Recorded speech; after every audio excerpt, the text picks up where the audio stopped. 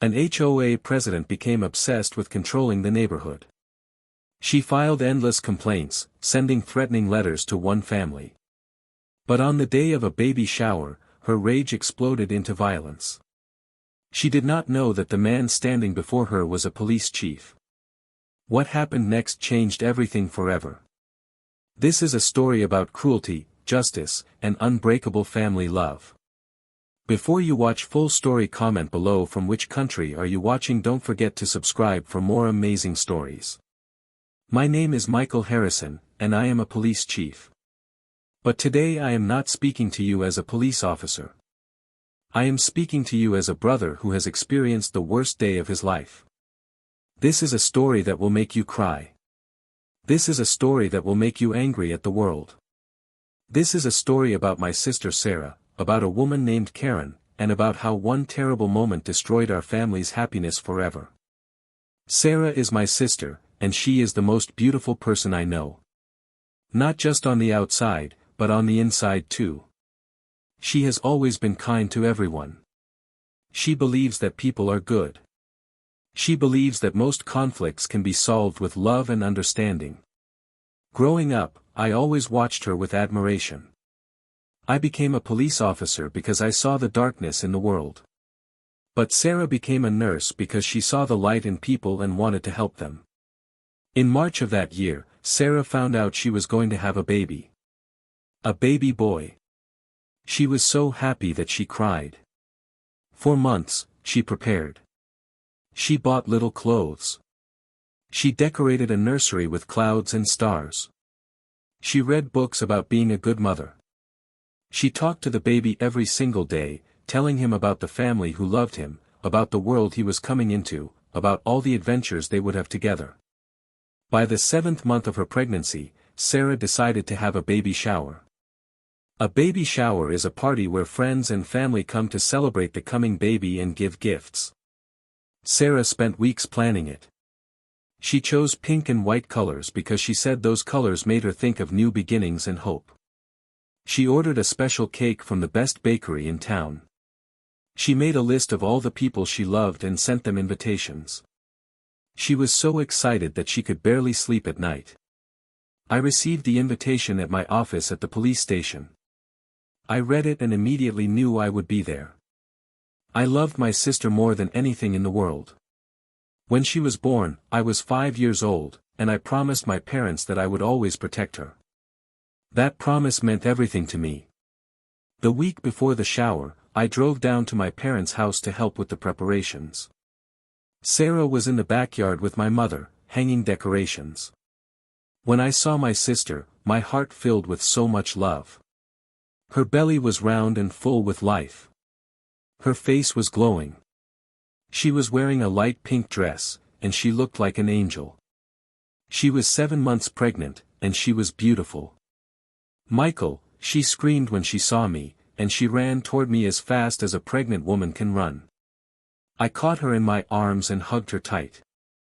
She hugged me back and started to cry happy tears. "I am so happy you are here," she said. "This baby shower means everything to me. I want everything to be perfect." I told her that it would be perfect because she was organizing it. I told her that I was so proud of her, so excited to be an uncle, so grateful that I would be part of this incredible moment. But then my mother's face became sad. She pulled me aside and told me about Karen. Karen lived 3 houses down from my parents. She was the president of the HOA board. HOA stands for Homeowners Association. It is supposed to be an organization that helps keep the neighborhood nice and safe. But Karen had turned it into something else. Karen had turned it into a weapon that she used to hurt people. Karen was obsessed with rules. She was obsessed with control. She wanted every house to look exactly the way she thought houses should look. She wanted every lawn to be cut to exactly the right height. She wanted every mailbox to be painted in exactly the right color. She wanted every flower that people planted to match her vision of beauty. And if you did not follow her rules, she would punish you. My parents had never broken any rules. Their house was beautiful. Their lawn was green. Their mailbox was painted a nice color. But Karen found problems anyway. She started complaining about my mother's rose garden. She said that when rose petals fell on the sidewalk, it created a mess and violated neighborhood standards. My mother, who had grown those roses for 20 years, was so upset. She started cutting back the roses so that petals would not fall. But Karen did not stop. She started complaining about my father's driveway. My father had repaved the driveway the year before. He had chosen a shade of gray that he thought looked beautiful. But Karen said that shade of gray was not pre-approved by the HOA and violated architectural guidelines.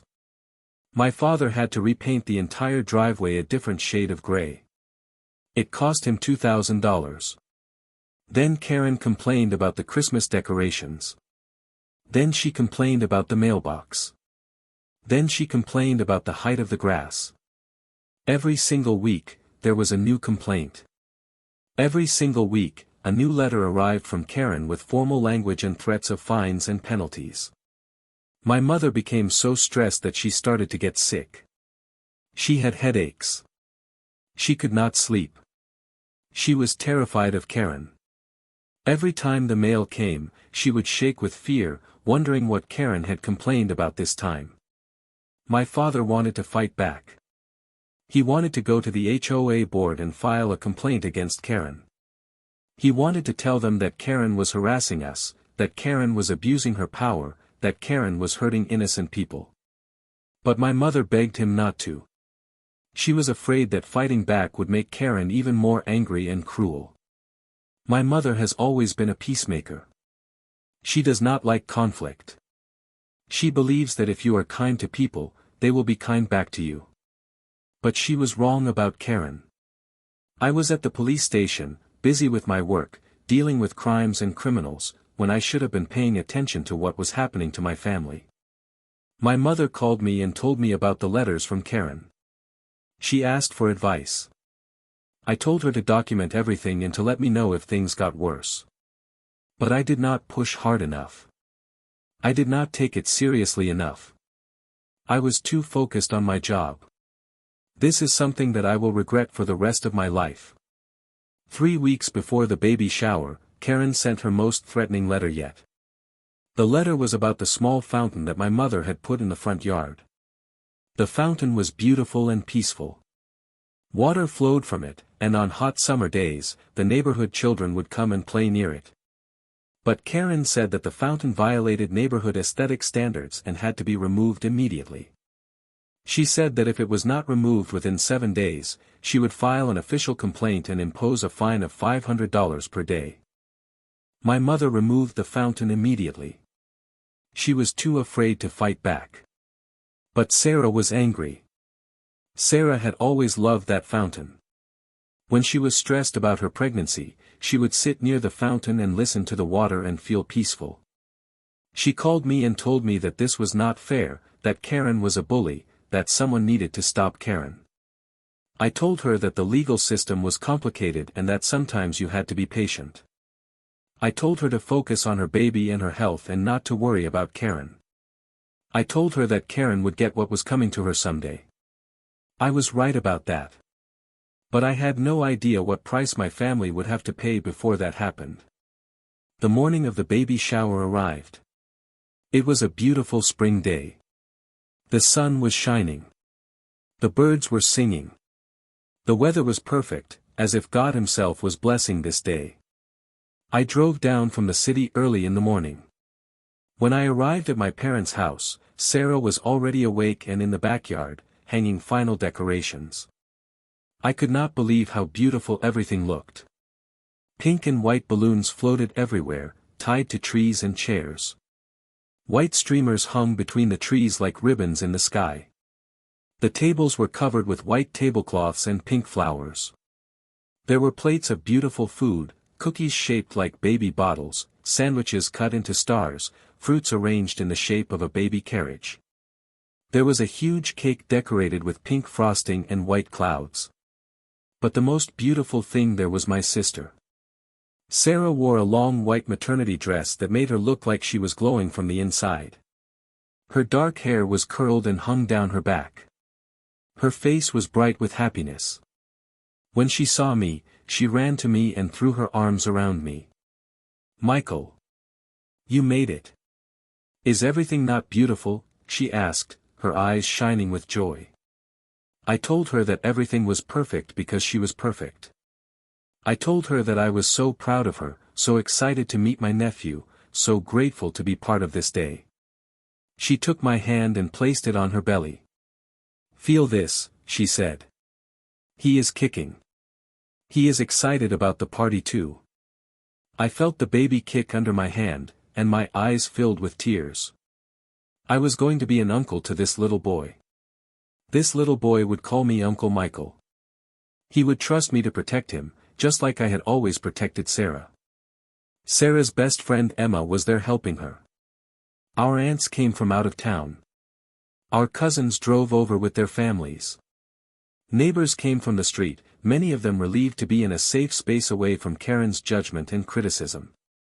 Friends from Sarah's work as a nurse came with gifts and love. By 2 o'clock in the afternoon, there were more than 30 people in our backyard, all there to celebrate the arrival of baby James. Sarah sat in a special chair in the middle of the yard and opened gifts. She opened tiny clothes and blankets and toys. People shared stories about being a mother, about the joy of holding a newborn baby, about how it would change her life forever. Sarah laughed and cried and glowed with happiness. It was, without question, one of the most beautiful moments I had ever witnessed. My mother brought out the cake, and we all sang, "Happy Birthday to baby James." Sarah closed her eyes and made a wish. She told me later that her wish was simple. She wished that her baby would grow up in a world full of love and kindness, that he would know how much he was wanted, that he would never experience cruelty or pain. It was a wish that would be tested in the most terrible way imaginable. I was inside the house in the kitchen getting more punch for the guests when I heard it. One sound. One terrible, horrible, life-changing sound. A gunshot. For a second, there was silence. A silence so complete it felt like the whole world had stopped. Then screaming. Screaming like I had never heard before. Screaming that came from pure terror and pain and shock. A woman's scream. Sarah's scream. Every nerve in my body went into police mode. I had trained for emergencies my entire career. I had responded to shootings and stabbings and accidents. But I had never responded to a shooting involving my own family. I ran outside. The backyard was chaos. People were running and screaming and crying. Some were hiding behind trees. Some were calling 911 on their phones. Some were frozen in shock, unable to process what had just happened. And on the grass, in the middle of all the pink and white decorations, was Sarah. My beautiful, kind, innocent sister was lying on the grass. Blood was spreading across her white dress. She was holding her belly with both hands, screaming and crying, screaming for her baby, asking if her baby was okay, begging God to save her son. My mother was running toward Sarah, screaming Sarah's name. My father stood frozen, his face white as a ghost. Emma was on her phone, calling 911, her voice shaking as she reported that someone had been shot. And standing near the fence between our yard and Karen's yard was Karen herself. She was holding a small handgun. Her hand was shaking. Her face was twisted with an expression of rage and satisfaction mixed together. In that moment, my identity shifted. I was no longer just Sarah's brother. I became a police officer. My training took over every part of me. Everything else disappeared from my mind except for one mission: control this situation and keep everyone safe. I walked toward Karen slowly, keeping my hands visible and empty, keeping my body relaxed and non-threatening. "Patricia," I said, my voice steady and calm even though my heart was breaking. "I am Police Chief Michael Harrison with the State Police Department. I need you to put the gun down right now. Please put the gun down." For a fraction of a second, I saw recognition flash across Karen's face. She had filed so many complaints with the police. She had talked to police officers many times about neighborhood problems. She had demanded that police come and help her enforce HOA rules. But she had never put together the fact that I was her neighbor. She had never realized that her target, my sister Sarah, was my sister. You cannot prove I did anything, Karen said, but her hand was shaking. The gun was getting too heavy for her to hold. Fear was starting to replace her rage. Patricia, put the gun down now, I repeated, using the voice of authority that I had developed over years of police work. There are at least 25 people here. Everyone saw what you did. Everyone has their phones out recording. This situation is over. You cannot escape. You cannot change what happened. The only thing you can control right now is what you do next. Put the gun down. Karen's hand dropped. The gun fell to the grass with a soft sound. One of the neighbors, a man named Tom who worked in construction, stepped forward with zip ties that he had in his truck. I handcuffed Karen's wrists. She did not resist. She was in shock. She was starting to realize what she had done. But I did not have time to process Karen's arrest. My sister needed me. An ambulance arrived within 8 minutes.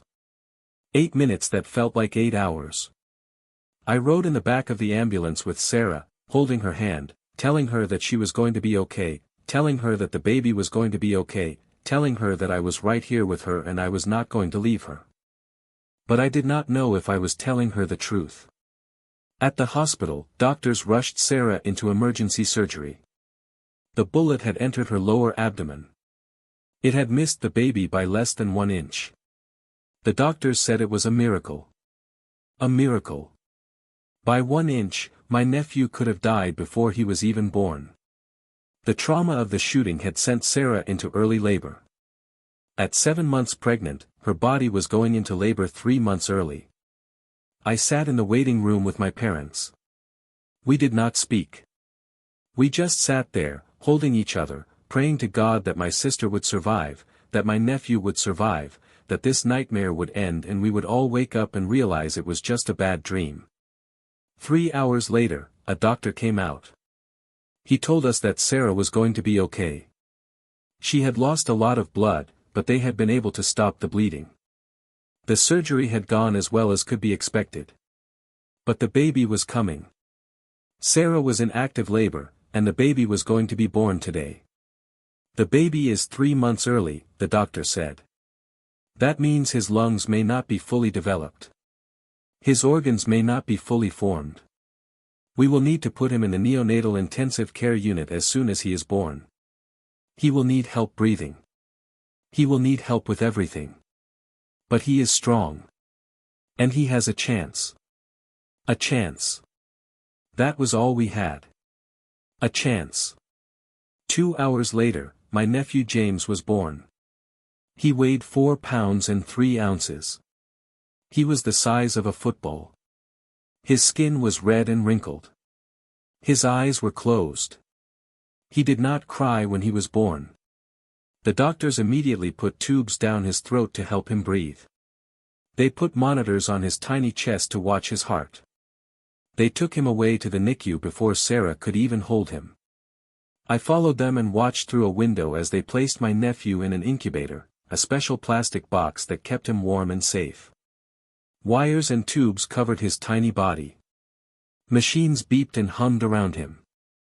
I put my hand on the glass and whispered to him that his family loved him, that his mother loved him, that he was the strongest baby in the entire hospital and he was going to make it. For 6 days, Sarah could not hold her baby. She lay in her hospital bed, recovering from surgery, unable to move much because of her pain.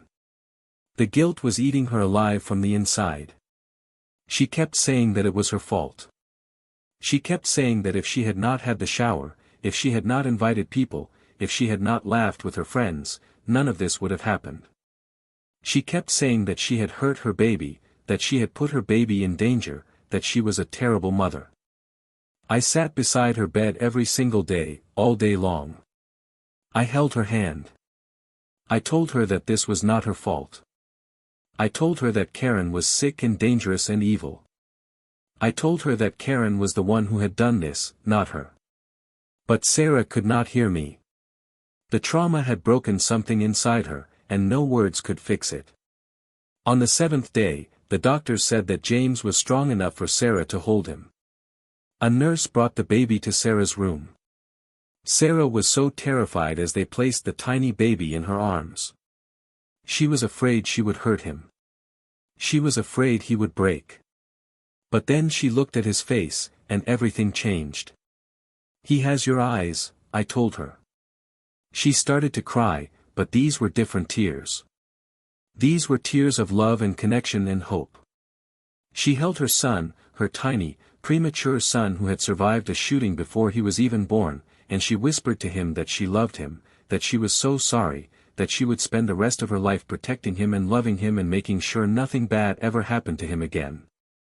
Karen was charged with attempted murder, assault with a deadly weapon, reckless endangerment, and several other serious crimes. She sat in jail waiting for her trial.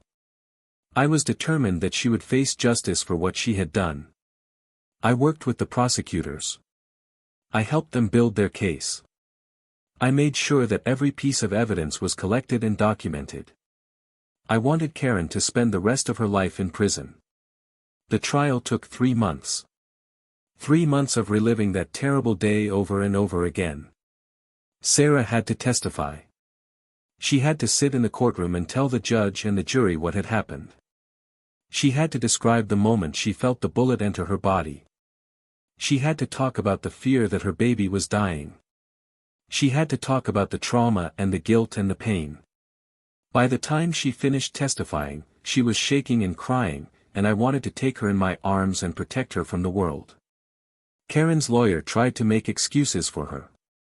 He said that Karen had mental health problems. He said that Karen had a breakdown. He said that Karen was sorry and regretful. But the evidence told a different story. The prosecutors showed text messages that Karen had sent to other HOA members. In these messages, Karen had written terrible things about my family. She had written that we were disrespectful and rude. She had written that she hated us. She had written that she wished we would move away. She had written that we deserved to suffer. There were also recordings of Karen's voice. Neighbors had recorded Karen threatening my family. They had recorded her saying that she would make us pay for disrespecting her. They had recorded her voice filled with rage and hatred. And there was security camera footage from our house. The footage showed Karen walking toward our backyard with the gun in her hand. The footage showed her looking over the fence at the baby shower. The footage showed her raising the gun and aiming it at the backyard. The footage showed her pulling the trigger. There was no accident. There was no mistake. Karen had deliberately come to shoot my sister. When the jury came back with their verdict, the judge asked them if they found Karen guilty on all counts. "We do," the jury foreman said. "Guilty of attempted murder?" the judge asked. "Guilty," the foreman said. "Guilty of assault with a deadly weapon?" "Guilty." "Guilty of reckless endangerment?" "Guilty." With each guilty verdict, I felt something inside me heal a little bit. But nothing could undo what Karen had done. Nothing could take away the trauma from my sister. Nothing could give back the 3 months that my nephew had spent in the hospital instead of growing inside his mother. The judge looked directly at Karen and said words that I will never forget: "You took a moment of pure joy and replaced it with terror and pain. You tried to destroy an innocent life. You took a developing baby and put him in mortal danger because you could not control your emotions and your need for power. You have shown no remorse for your actions. You still believe that your anger justified attempted murder. This court sentences you to 15 years in prison with mandatory psychiatric evaluation and treatment." As the police led Karen away, she was still angry. She was not sorry. She was not regretful. She was angry that she had been caught. She was angry that she was being punished. She screamed that we had ruined her, that we had conspired against her, that she was the real victim in all of this. But nobody was listening to her anymore. James spent 63 days in the NICU. 63 days of machines and monitors and constant worry. But he was a fighter. He was strong. His little lungs learned to breathe on their own. His tiny body learned to regulate its temperature. His heart kept beating, strong and steady. When we finally brought him home, Sarah held him in her arms and cried. She cried because he was alive. She cried because she was alive. She cried because their nightmare was finally over. But the healing was not easy. Sarah has scars on her body where the bullet entered and where the surgery saved her life.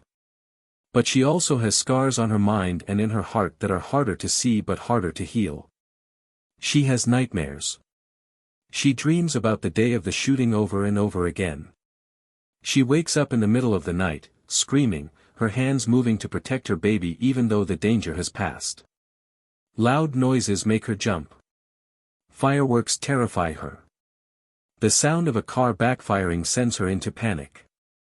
She has anxiety attacks where she cannot breathe and cannot calm down. She goes to therapy every week with a psychologist who specializes in trauma. She talks about the fear and the pain and the guilt. Slowly, very slowly, she is learning to accept that what happened was not her fault, that she did everything right, that she is a survivor. But I know that she will never fully recover from this. Some wounds never fully heal. Some scars never fade completely. Karen took something from Sarah that can never be given back, her sense of safety, her trust that the world is a good place, her belief that kindness will be returned with kindness. James is now 3 years old. He is beautiful and smart and full of life. He runs and plays and laughs. He does not remember the day he was born early. He does not remember the hospital. He does not remember anything except the love of his mother and his family. Sarah is a wonderful mother. She is protective, but not in an unhealthy way. She is teaching James to be kind to others, to be brave, to know that even when bad things happen, love can heal almost anything. My parents have sold the house in that neighborhood. They could not live there anymore. Every time they looked at the backyard, they saw the baby shower and the blood and the chaos. They moved to a quieter neighborhood where neighbors smile and wave and do not spend their time making others miserable. Karen sits in a prison cell, serving her sentence. She is still angry. She is still convinced that she was wronged. She is still blaming everyone else for her problems. She will spend the next 15 years locked away, and maybe in that time, she will finally understand the damage that her hatred and her need for control caused. As a police officer, I have seen the worst of humanity. I have seen people hurt each other for money and power and jealousy. I have seen people destroy families and communities. But I never expected to see it happen to my own family. I have learned that evil does not always look like what we expect. Evil does not always wear dark clothes or hide in shadows. Sometimes evil wears nice dresses and complains about mailbox colors. Sometimes evil is a neighbor. Sometimes evil is someone who has convinced themselves that their hurt feelings and their damaged pride justify violence against innocent people. I have learned that my sister is stronger than I ever knew. She survived a shooting. She gave birth to a premature baby. She spent months in therapy trying to heal her broken heart. And she still gets up every day and loves her son and tries to be happy. I have learned that justice is important, but it cannot undo trauma. Karen's conviction and her prison sentence did not take away Sarah's nightmares. It did not heal her scars. It did not give back the baby shower that should have been filled with only joy. But justice matters. It matters because it tells the victims and the community that what happened was wrong, that the person who did it will be punished, that there are consequences for violence and hatred. Most importantly, I have learned that love is more powerful than hatred. My family's love for each other is stronger than Karen's hatred. Our love brought Sarah through her darkest days. Our love helped James survive when he was so tiny and fragile. Our love is what keeps us going, even now, even with the scars and the memories. The baby shower was never finished. The decorations were taken down. The cake was never fully eaten. The gifts were eventually opened, but in a hospital room instead of in our backyard, with joy mixed with fear and pain. But we survived. My sister survived. My nephew survived. My family survived. And that is everything that matters. This is my story. This is my sister's story. This is the story of what happens when evil meets a family that will not be broken. This is the story of a woman named Karen who thought her power and her rules were more important than human life, and who learned too late that there are always consequences. Sarah and James are now starting a new chapter of their lives. It is a chapter written with the pain of the past but also with hope for the future. It is a chapter that includes therapy and healing and slow progress toward peace. Karen is writing a different chapter, a chapter behind bars, a chapter where her need for control is finally controlled, a chapter where she has time to think about what she did and maybe, just maybe, to understand the damage she caused. I am their protector, their brother, their uncle, their police chief. I am the one who stands between them and the darkness. I am the one who makes sure that what happened never happens again. And every single day, I am grateful that my sister and my nephew are alive. Every single day, I am grateful that we survived. Every single day, I am grateful for the love that holds our family together. This is the price of cruelty. And this is the power of love. 1 year after the shooting, I received a letter from Karen in prison. I thought maybe she had finally understood what she did. But she was still angry, still blaming everyone else, still refusing to accept responsibility. She wrote that I had abused my power, that my sister provoked her, that she was the real victim. She had learned nothing. I threw the letter away. That same week, I took Sarah and James to the park. James was running and playing on the grass. Sarah was sitting on a bench, watching him, and for the first time in a year, she was smiling a real smile. Not a smile that was pretending everything was okay. But a real smile of genuine happiness. He is so happy, Sarah said, watching James play. He does not remember anything about what happened. He just knows that his mother loves him and his family loves him. I sat down beside her and took her hand. You are so strong, I told her. I did not feel strong, Sarah said. I felt broken. I felt like I would never be happy again. But every day, I wake up and I choose to be happy. I choose to love my son. I choose to believe that the world is still a good place, even though I know it is not always good. James ran over to us and jumped into Sarah's lap. He wrapped his arms around her neck and kissed her cheek. Sarah held him tight and closed her eyes. In that moment, I could see that she was healing. The scars were still there, but they were becoming less painful. The trauma was still there, but it was becoming less powerful. Love was winning. My mother called me that evening. She told me that my father had started a support group for victims of neighbor violence. They met every Tuesday night at the community center, helping other families who had experienced similar conflicts. My mother said that helping other people was helping her heal too. I also learned that the HOA board had voted to remove all of Karen's rules about mailbox colors and rose gardens and driveway shades. They had realized that Karen had abused her power, and they wanted to make sure that what happened to my family never happened to anyone else. The new HOA president was a kind man named Robert who believed that rules should make neighborhoods better, not make neighbors miserable. As I sit here today, writing this story, I think about how much has changed in 1 year. Karen is in prison. My sister is healing. My nephew is growing and thriving. My parents are helping other families. And my neighborhood is a safer, kinder place. But I also think about the day that never happened. I think about the baby shower that should have been filled with only joy and celebration. I think about the moment that Sarah thought was the worst day of her life. I think about how close we came to losing everything. And I am grateful. I am grateful that my sister survived. I am grateful that my nephew is alive and healthy. I am grateful that my family is strong enough to survive this. I am grateful for every single day that I get to spend with the people I love. Karen will be in prison for 15 more years. When she gets out, if she gets out, she will be an old woman.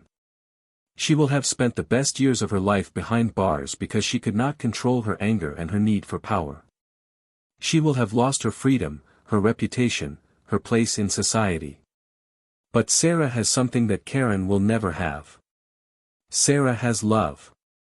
Sarah has her son. Sarah has her family. Sarah has hope. And that is worth more than all the power and control in the world. This is the true lesson of my story. Evil may strike suddenly and without warning. Cruelty may destroy our plans and hurt us deeply. But if we have love, if we have family, if we have hope, then we can survive anything. We can heal. We can grow. We can become stronger than we were before. That is what my sister has taught me. That is what my nephew has taught me. That is the power of love against hatred, the power of hope against despair, the power of family against the cruelty of the world. And that is why I tell this story. Not to spread fear, but to spread hope. Not to show how broken we became, but to show how strong we are. Not to make people afraid of their neighbors, but to make them appreciate the people they love and to stand up against bullies and cruelty whenever they see it. This is my story. This is my family's story. And this is a story of survival, love, and the unbreakable bond that holds us together through the darkest times.